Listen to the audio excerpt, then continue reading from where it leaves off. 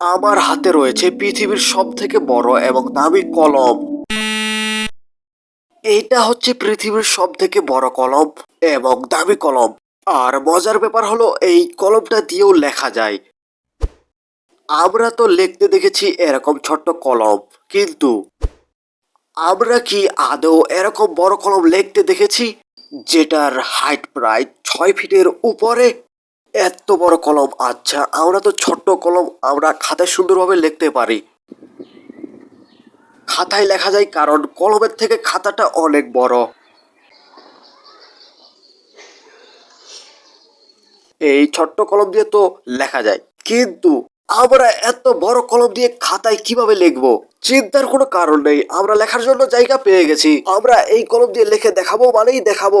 আর এত বড় কলম দিয়ে কিরকম হয় লেখাগুলো সেটাও দেখবেন।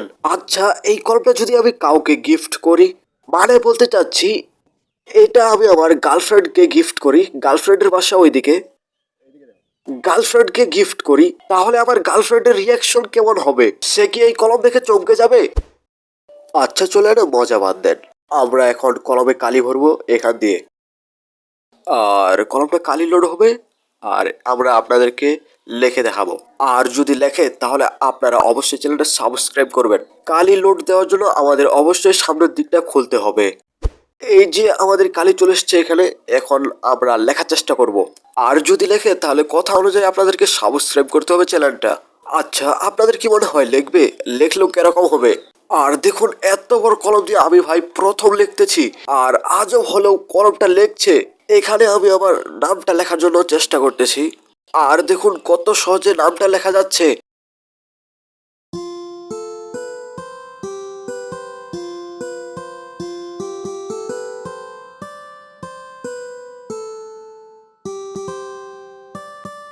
আচ্ছা, এই কলমটা যদি আমি কাউকে গিফট করতে যাই তাহলে তার রিয়াকশন কেমন হবে সেটা কি তোমরা দেখতে চাও?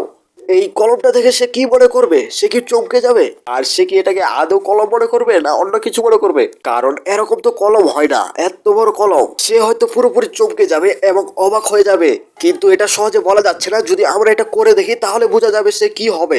ভিডিওর কমেন্টে জানান আমরা কি এটা কাউকে গিফট করব। 100 কমেন্টের উপরে যদি মানুষ কমেন্ট করে বলে যে গিফট করেন, তাহলে আমরা এটা গিফট করব। আর এই বিষয়ে আমরা পরবর্তীতে একটা ভিডিও নিয়ে আসবো।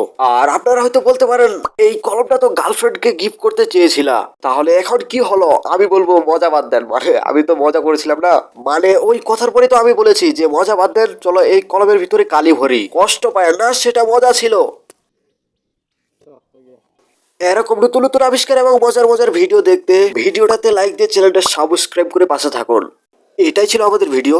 দেখা হবে পরের ভিডিওতে। এখনকার মতো বাই বাই, আল্লাহ হাফেজ।